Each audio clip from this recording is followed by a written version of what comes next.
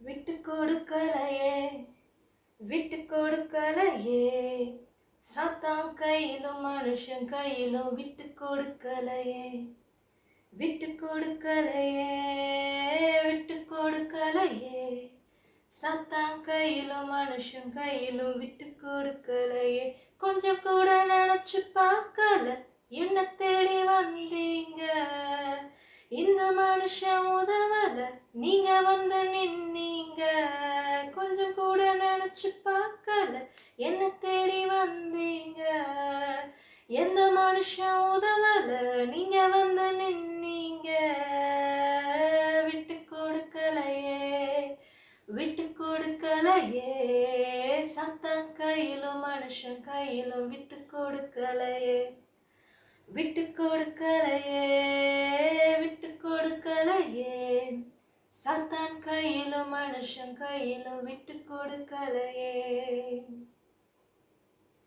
கலங்கின என்னை கண்டு கடல் மேல் நடந்து வந்து காற்றையும் கடலை அதற்றி கரை சேர்த்தீங்க கலங்கின என்னை கண்டு கடல் மேல் நடந்து வந்து காற்றையும் கடலை அதற்றி கரை சேர்த்தீங்க அற்ப விசுவாசம் நிறைந்த என் வாழ்க்கையில அற்புதம் செய்பவராய் வந்து விட்டீங்க என்னை ஆற்றி தேற்றி அரவணைத்தீங்க நல்ல தகப்பனாக தூக்கி சுமந்தீங்க விட்டு கொடுக்கலையே விட்டு கொடுக்கலையே சாத்தான் கையிலும் மனுஷன் கையிலும் விட்டு கொடுக்கலையே விட்டு கொடுக்கலையே விட்டு கொடுக்கலையே சாத்தான் கையிலும் மனுஷன் கையிலும் விட்டு கொடுக்கலையே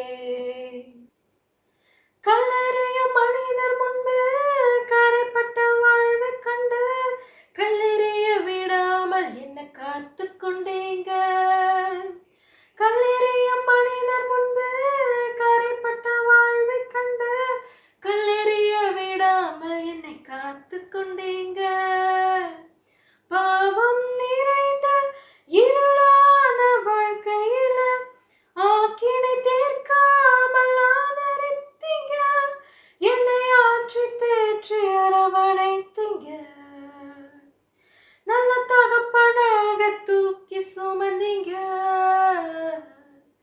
என்ன விட்டு கொடுக்கலையே விட்டு கொடுக்கலையே சத்தான் கையிலும் மனுஷன் கையிலும் விட்டு கொடுக்கலையே என்ன நீங்க விட்டு கொடுக்கலையே விட்டு கொடுக்கலையே சத்தான் கையிலும் மனுஷன் கையிலும் விட்டு கொடுக்கலையே கொஞ்சம் கூட நினைச்சு பார்க்கல என்ன தேடி வந்தீங்க எந்த மனுஷன் உதவல நீங்க வந்து நின்னீங்க கொஞ்சம் கூட நினைச்சு பார்க்கல என்ன தேடி வந்தீங்க எந்த மனுஷன் உதவல நீங்க வந்து நின்னீங்க விட்டு கொடுக்கலையே விட்டு கொடுக்கலையே சாத்தான் கையிலும் மனுஷன் கையிலும் விட்டு கொடுக்கலையே விட்டு கொடுக்கலையே விட்டு கொடுக்கலையே சாத்தான் கையிலும் மனுஷன் கையிலும் விட்டு கொடுக்கலையே என்னை ஒருபோதும் விட்டு கொடுக்காத தேவனப்பா நீங்க தகப்பனப்பா நல்ல தகப்பனே அப்பா என்னை ஒருபோதும் விட்டு கொடுக்காத தேவனே விட்டு கொடுக்காத தகப்பனே லவ் யூ டாடி நன்றி அப்பா உண்மை நேசிக்கிறேன் அப்பா நன்றி நன்றி நன்றி நன்றி அப்பா உன் வார்த்தையிலே வெளிச்சத்தை காண்பியும் இயேசுவின் நாமத்தில் ஜெபிக்கிறேன் பிதாவே ஆமேன் ஆமேன் உங்களை இந்த நாளிலும் ஆண்டவராகிய இயேசு கிறிஸ்துவின் நாமத்தில் உங்களை நான் வரவேற்கிறேன் நீதிமொழிகள் 4வது அதிகாரம் 20-21 வசனத்தை இன்றைக்கு பார்க்கலாம். நீதிமொழிகள் 4:20-21. என் மகனே என் வார்த்தைகளை கவனி, என் வசனங்களுக்கு உன் செவியை சாய், அவைகள் உன் கண்களை விட்டு பிரியாதிருப்பதாக, அவைகளை உன் இருதயத்துக்குள்ளே காத்துக்கொள். என் மகனே என் வார்த்தைகளை கவனி, என் வசனங்களுக்கு உன் செவியை சாய், அவைகள் உன் கண்களை விட்டு பிரியாதிருப்பதாக ஆண்டவர் சொல்றாரு.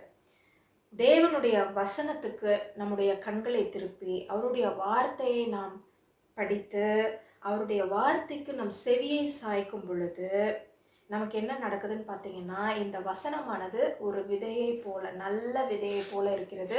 நம்முடைய இருதயமானது ஒரு நிலத்தை போல இருக்கிறது. இந்த வார்த்தையை நம்ம உள்ளத்துல தியானிக்க முடிய ஆண்டவர் சொல்றார். என்ன சொல்றாரு? 21வது வசனத்துல, அவைகளை உன் இருதயத்திற்குள்ளே காத்துக்கொள். இருதயத்துக்குள்ள நம்ம காத்துக்கொள்ள வேண்டியது தேவனுடைய வார்த்தை மட்டும்தான். ஆனா நம்ம என்ன பண்றோம் தெரியுமா? இன்னைக்கு நிறைய தேவையில்லாத விஷயங்களை எல்லாம் நம்ம இருதயத்துல காத்துக்கொள்றோம். நிறைய விஷயங்களை நம்ம கண்களினால பார்த்து அவைகளுக்கு நம்ம செவி கொடுத்து, உதாரணத்துக்கு சொல்றேன், நியூஸ் சேனல்ல ஒரு செய்தியை கேட்குறோம்.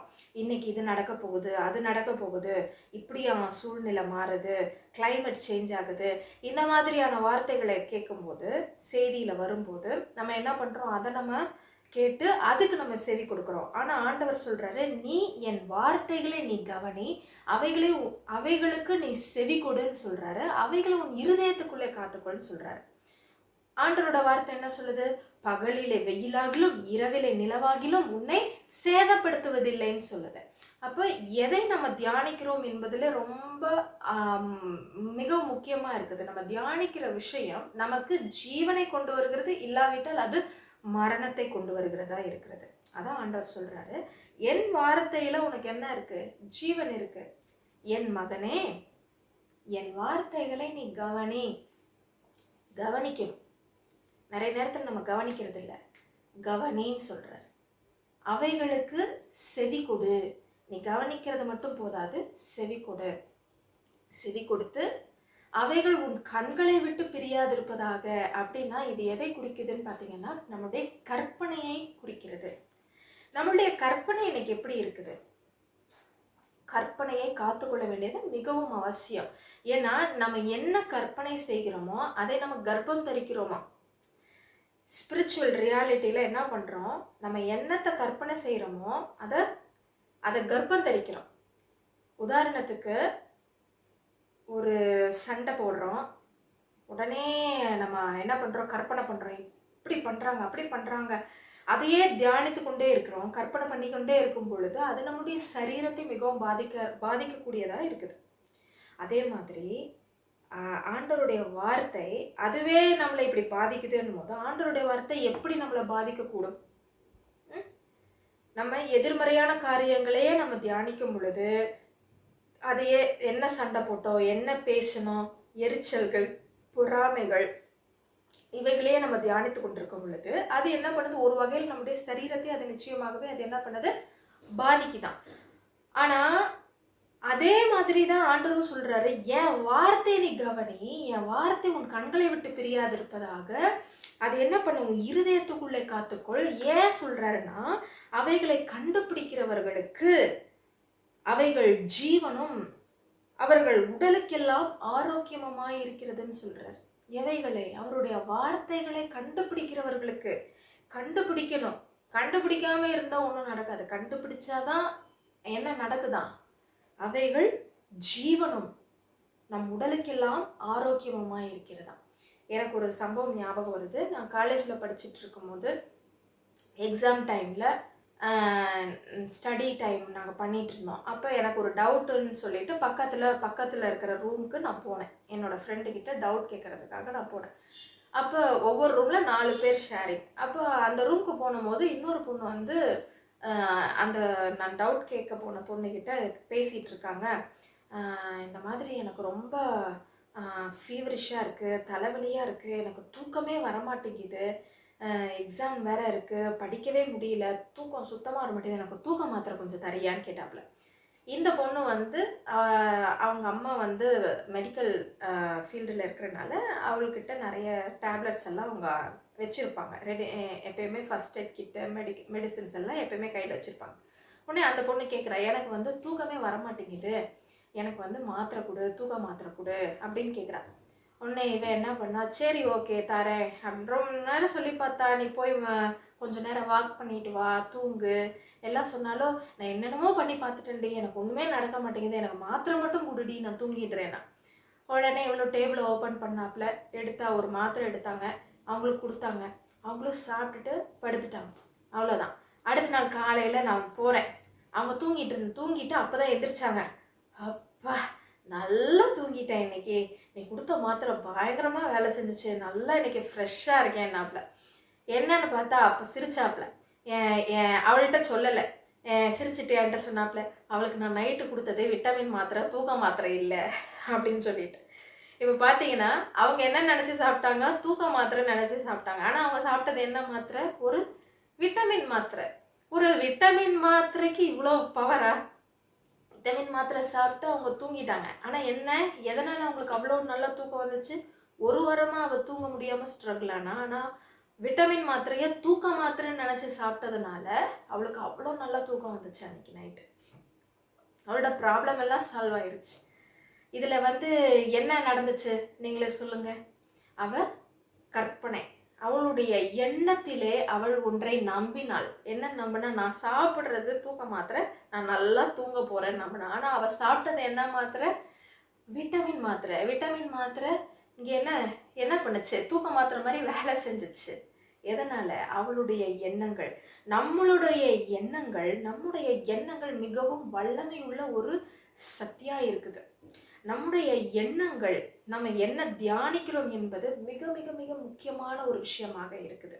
அதனாலதான் ஆண்டவர் சொல்றாரு, என் மகனே நீ ஏன் வார்த்தையை கவனித்தாயானால் நலமா இருக்கும். ஏன்? அவர் வார்த்தையில அவ்வளோ ஒரு வல்லம் இருக்கு. அவர் வார்த்தை தான் உண்மையும் சத்தியமுமாய் இருக்கிறது. நான் ஆரம்பத்தில் சொன்ன உதாரணத்தையே சொல்கிறேன். செய்தியில் என்ன சொல்கிறாங்க? இன்றைக்கு கால சூழ்நிலை இப்படி மாறுது, பயங்கரமாக வெயில் அடிக்க போகுது, நீங்கள் எல்லாம் தண்ணி குடிங்க, இதை பண்ணுங்க அதை பண்ணுங்க, இல்லைன்னா உங்களை இப்படி பாதிக்கும் அப்படி பாதிக்கும்னு சொல்கிறான். அவன் சொல்கிறத நினச்சே நமக்கு என்ன ஆகுது? நமக்கு ரியாக்ஷன் வருது. ஆனால் ஆண்டவர் சொல்கிறாரு, பகலிலே வெயிலாகிலும் இரவிலே நிலவாகிலும் உன்னை சேதப்படுத்துவதில்லை.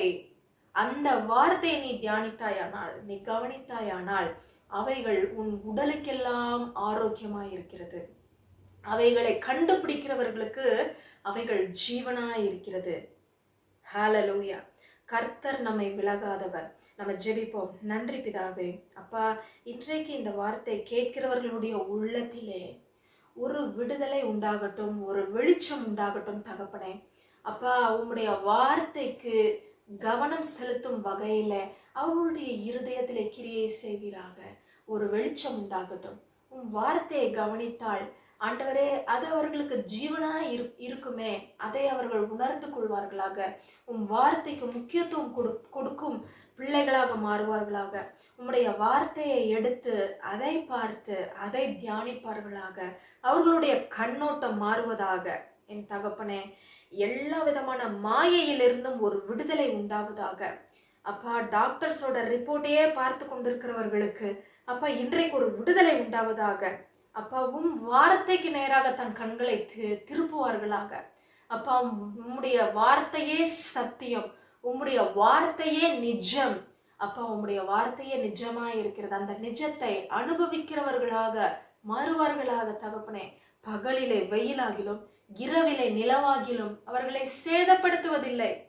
கர்த்தர் அப்பா உன்னை எல்லா தீங்குக்கும் விலக்கி காப்பார் என்ற சத்தியம் அவர்களுக்குள்ளாக செல்வதாக. இப்பேற்பட்ட ஆண்டவரே, சத்தியம் நிறைந்த உடைய வார்த்தைக்கு நேராக தங்கள் கண்களை திருப்புவார்களாக என்று நான் ஜெபிக்கிறேன். அப்பா, ஒரு மாற்றம் உண்டாகட்டும், ஒரு தீர்மானம் எடுக்கட்டும்.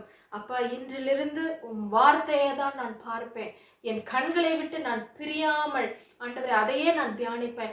என் இருதயத்துக்குள்ள உன் வார்த்தையை நான் பாதுகாத்துக் கொள்வேன்னு சொல்லி ஒரு ஆண்டவரே தீர்மானம் எடுக்கும்படி ஒரு மாற்றம் இவர்களுக்கு உண்டாகட்டும் நான் ஜெபிக்கிறேன். பரிசுத்த ஆவியானவரே, உதவி செய்வீராக.